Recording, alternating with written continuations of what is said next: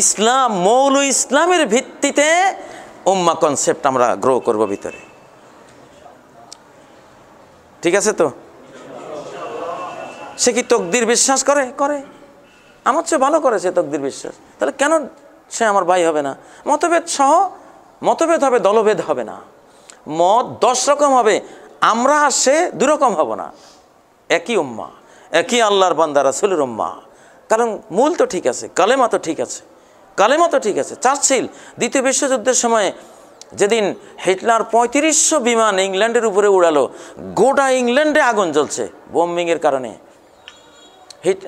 চার্চিলের বাহিনী, ব্রিটিশ প্রধানমন্ত্রীর বাহিনীরা এসে বলল, হেরে গেলাম, আর পারবো না, আমরা আত্মসমর্পণ করুন। চার্চিল বলল, আমার কোর্টগুলো, আদালতগুলো ঠিক আছে কিনা দেখো। সেগুলি কি? খবর দাও। গোয়েন্দারা সব রিপোর্ট এনে বললো, না, আপনার আদালতগুলো ঠিকঠাক মতো আছে। কয়, তাহলে রাষ্ট্র ঠিক আছে, যুদ্ধ করো, আমরা জয়ী হব। ভিত্তি কি? আমার আদালত ঠিক আছে, আমার দেশ ঠিক আছে, আমার রাষ্ট্র ঠিক আছে, ঠিকই তারা যুদ্ধ করে জয়ী হয়েছে। একটা পয়েন্ট দেখেছে, আমার গোটা দেশ জ্বলতেছে ওটা দেখে নাই, একটা পয়েন্ট, এই পয়েন্ট ঠিক আছে তো আমরা ঠিক আছে। তাহলে ও কি কালেমা স্বীকার করে? ও কি ইসলামের এই পঞ্চস্তম্ভ স্বীকার করে? যদি স্বীকার করে তাহলে ঠিক আছি আমরা, সে আমার উম্মাহ, সে আমার ভাই, ওরে ডেকে আনো, ওর সাথে আমার বন্ধুত্ব করতে হবে। প্রিয় ভাইরা, এটা ছাড়া মুসলিমদের গতি নেই। ইমাম মাহদী ঈসা আলাইহিস সালাম এসে এই উম্মাহ কনসেপ্ট এমনভাবে ঘরে ঘরে গ্রো করাবেন, কোনো ভেদাভেদ আর মুসলমানদের মধ্যে দলভেদ, ভেদাভেদ থাকবে না। এক দল, এক উম্মাহ।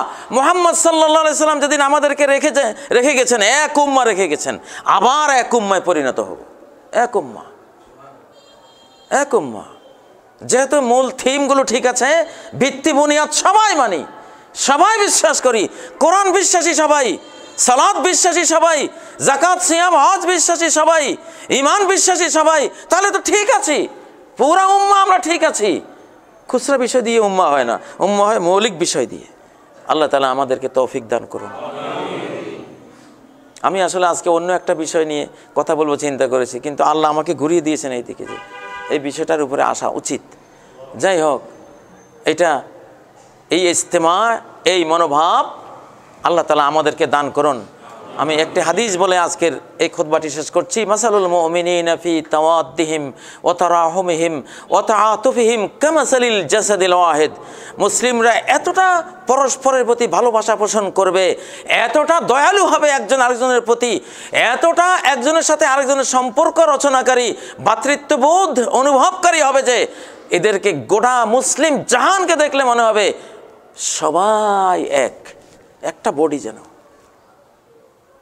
যেখানে টিপ দেয় এক পাতিলের ভাত, যেটাই টিপি একরকম।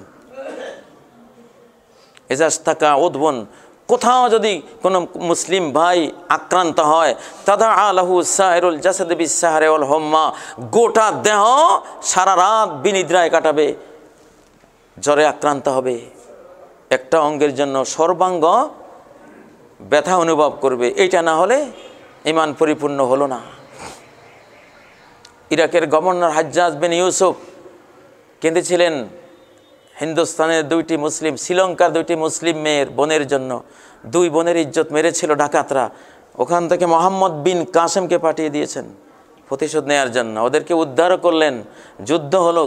জানেন ওই 2 বোনের জন্য কতটা মমত্ববোধ, কতটা ঐক্যবদ্ধ চেতনা ছিল যে একটা যুদ্ধের ঝুঁকি নিয়ে নিলেন, এবং তারই সুবাদে আজকে আমরা মুসলিম। এই উপমহাদেশে ইসলাম এসেছে কিন্তু ওই 2 বোনের ইজ্জত রক্ষা করার যে মিশন চালিয়েছিলেন সেই জন্য। এটাকে বলে মুসলিম। আমার 2 বোন হয় আফ্রিকায় আক্রান্ত হয়েছে, বাংলাদেশে বসে যদি আমার রাতের ঘুম নষ্ট না হয়, কিসের মুসলমান আমি?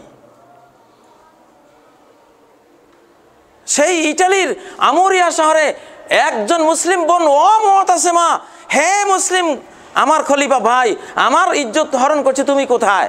গোয়েন্দা মারফত তার আওয়াজ যখন বাগদাদের দারুল খেলাফায় আসলো, মুতাসিম বিল্লাহ বলল, লাব্বাইক লাব্বাইক বোন, তোমার ডাকে সাড়া দিচ্ছি। তারপরে একটা বাহিনী ওই পার্লামেন্ট থেকে নিয়ে বের হলেন, যারা এক মাথা বাগদাদে আর এক মাথা ইটালিতে গিয়ে পৌঁছে। চেতনার মুসলিম, ভ্রাতৃত্ববোধের মুসলিম।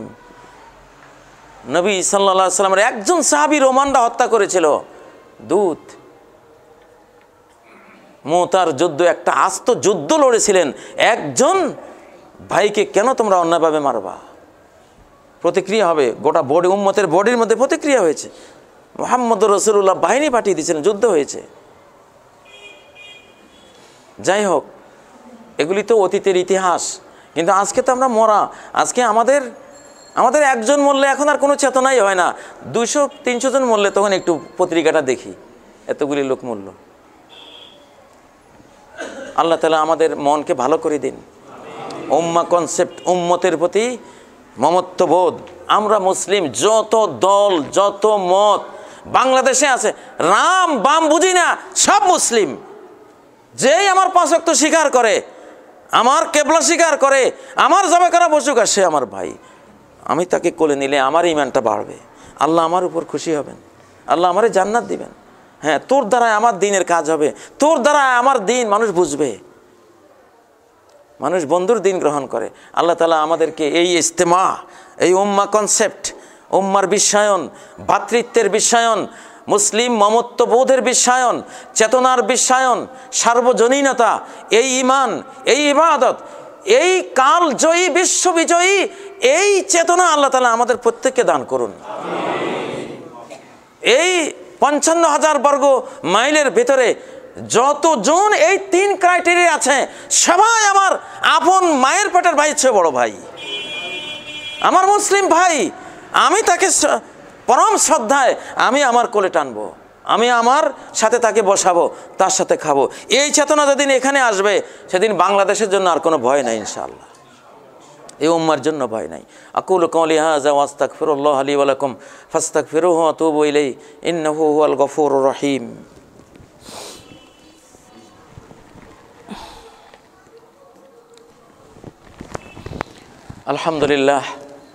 আলহামদুলিল্লাহ রাব্বিল আলামিন, ওয়াসসালাতু ওয়াসসালামু আলা সাইয়্যিদিল মুরসালিন কায়েদিল গুররিল মুহাজ্জালিন ওয়া ইমামিল মুত্তাকিন ওয়া ওয়ালিয়ুল্লাহ ফি খালকিহি ওয়া আকরামুল আকরামিন।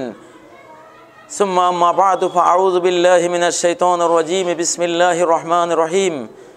ইন্নাল্লাহা ওয়া মালাইকাতাহু ইউসাল্লুনা আলান নবী ইয়া আইয়ুহাল্লাযীনা আমানু সাল্লু আলাইহি ওয়া সাল্লিমু তাসলিমা। আল্লাহুম্মা সাল্লি আলা মুহাম্মাদ ওয়া আলা আলি মুহাম্মাদ কামা সাল্লাইতা আলা ইব্রাহিম ওয়া আলা আলি ইব্রাহিম ইন্নাকা হামিদুম মাজিদ। আল্লাহুম্মা বারিক আলা মুহাম্মাদ ওয়া আলা আলি মুহাম্মাদ কামা বারাকতা আলা ইব্রাহিম ওয়া আলা আলি ইব্রাহিম ইন্নাকা হামিদুম মাজিদ। সম্মানিত মুসলিয়ানে কেরাম, হাদিসে জিবরাইলের তৃতীয় একটি বিষয় ছিল ইহসান। ইহসান কি আমাকে বলুন। তিনি বললেন, আনতা আবুদাল্লাহ কাআন্নাকা তারাহ, আল্লাহর ইবাদত এমনভাবে করবে যেন আল্লাহকে হৃদয় দিয়ে অনুভব করছো, দেখছো, প্রত্যক্ষ করছো। একজন মুমিনের সর্বোচ্চ স্টেজ হলো এটা। এতটা আল্লাহওয়ালা হয়েছে, আল্লাহ সম্পর্কে জ্ঞান নিয়েছে, এতটা ঈমান, তাওহীদ, একত্ববাদ, আল্লাহ তাআলা 99 নামের চেতনা এমনভাবে ধারণ করেছে, সালাতে দাঁড়ালে যেন আল্লাহকে অন্তর্চক্ষু দিয়ে সে অনুভব করে, বুঝে যে মহাবিশ্বের প্রত্যেকটি কিছুর পিছনে একজন পরম শক্তি ক্রিয়াশীল আছে। আমারও এই সালাত আমি করতে পারছি, এক আল্লাহ আমাকে তৌফিক দিয়ে চলেছেন। সেজন্য এই অনুভূতিটা যার আছে, যে আল্লাহকে এই পৃথিবীতে মন দিয়ে দেখে, সে জান্নাতে আল্লাহকে 2 চোখ দিয়ে দেখবে। এই ইহসান, যে আল্লাহকে মন দিয়ে সে অনুভব করছে, এখানে সারা জীবন আল্লাহকে সে মন দিয়ে অনুভব করে করে সে সেজদা দিয়েছে। আল্লাহ তার মৃত্যুর পরে জান্নাতে নিয়ে বলবে, বান্দা আমাকে চোখে তুই দেখিসনি, মন দিয়ে অনুভব করার চেষ্টা করেছিস, আয় এবার তোর এই 2 চোখকে আমি সেই সৌভাগ্য দেব, তুই আমাকে দেখবি। আল্লাহু আকবার। লিল্লাযিনা আহসানুল হুসনা ওয়া জিয়াদা। সূরা ইউনূস আয়াত নম্বর 26 আল্লাহ বলেছেন, যারা ইহসানের স্টেজে এসে ইবাদত করতে পারবে তাদের জন্য জান্নাতও আছে, জান্নাত থেকে আরও বড় নেয়ামত আল্লাহর দিদার, আমার দিদার তাদের জন্য আছে। কোন হাদিসে আছে জান্নাতীরা আল্লাহকে দেখলে একবার দেখলে 50,000 বছর জান্নাতেরও সব নাজ নেয়ামত হুর গিলমান, জান্নাতের সোনার বিল্ডিং, অকল্পনীয় অনির্বচনীয় সমস্ত সুখ ভোগ ভুলে আত্মহারা আপন ভোলা সেন্সলেস হয়ে থাকবে এক নজর দেখলে 50,000 বছর। আল্লাহ। কোন যুবক অনিন্দ সুন্দরী কোনো তরুণীকে দেখলে যেমন সে তার যেমন মজনু আর লাইলির অবস্থা, এই সামান্য রূপের যিনি সৃষ্টি করেছেন এই রূপ দেখে যখন এই অবস্থা হয়, এই রূপের স্রষ্টা ওনার রূপ কেমন, আল্লাহু আকবার। সেই দৃষ্টির, সেই দর্শনের, সেই দিদারের সেই অনুভূতিতে 50,000 বছর পার হয়ে যাবে, কেউ টেরই পাবে না। সেই নেয়ামত আল্লাহ তাকে দিবেন যে 5 ওয়াক্ত সালাত বা যে কোনো ইবাদত পড়ার সময় মন দিয়ে আল্লাহকে দেখতে চেষ্টা করে। অনুভব, এখানে দেখা মানে অনুভব, ফিলিংস, তার অনুভূতি। বা ওই নেয়ামতটা দ্বিতীয় স্তরে তারাও পাবে যারা এতটা উন্নত চিন্তার মধ্যে আসতে পারে নাই, কিন্তু এই চিন্তাটা অবশ্যই করেছে যে আল্লাহ আমাকে দেখছেন। আমরা যখন কোনো ক্যামেরার সামনে বসি তখন চুলগুলি আঁচড়ে নেই, টুপিটা ঠিক আছে কিনা দেখে নেই, সব কিছু বোতামগুলো মারা আছে কিনা দেখি, ক্যামেরার ডরে। ক্যামেরার সামনে কেউই নেই, টিভি স্টুডিওতে একটা লোকও নাই, শুধু ক্যামেরা আর আমি। কিন্তু আমি বুঝতেছি ক্যামেরা আর আমি হলে কি হবে, 20 কোটি বাঙালি আমারে দেখতেছে। এই চেতনার কারণে জামা কাপড় সব দুরুস্ত, আমার প্রত্যেকটা নকল হরকত, নড়া চড়া, বক্তব্য কত বাছাই করা, সর্বশক্তি দিয়ে বলা হয়। কারণ একটা কথা মুখ ফসকে গেলেই এইটা নিয়ে 20 কোটি বাঙালি মাঠে নামবে। ক্যামেরা হলে কি হবে, সামনে কেউ নাই তাইলে কি হবে, এর পিছনে তো গোটা জাতি বসে আছে। শুধু এই বুঝটাই দরকার যে এইখানে হলে কি হবে, এই মহাবিশ্ব আকাশ স্টুডিওর নিচে আমি থাকলে কি হবে, এর অন্তরালে এক মহাশক্তি আমার প্রত্যেকটি চিন্তা চেতনা চক্ষের পলকে মনে কোন ভাব এসেই চলে গেছে ওইটা সহ ধরে রাখছেন। এই চেতনা যদি থাকে, এই ক্যামেরার আজকে তো এখন এহসান বোঝানো সহজ আধুনিক জামানায়, এই ক্যামেরা দিয়ে তো এহসান বুঝতে পারেন। সিসি ক্যামেরার ডরে কোনো ডাকাত নেই এখন এলাকায়। আগে দেখে যে ওইখানে, এখন ডাকাতরা, আগে ডাকাতরা দেখতো দরজা জানালা, এখন আগে দেখে উপরের দিকে এটা আছে কিনা। এই সিসি ক্যামেরা এটা এহসানের মিসাল।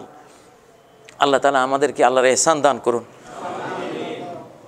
আল্লাহ তাআলা আমাদের সবাইকে মাফ করে দিন, আমাদেরকে ইমান ইসলাম এহসানের ভিত্তিতে উম্মাহ কনসেপ্ট দান করুন।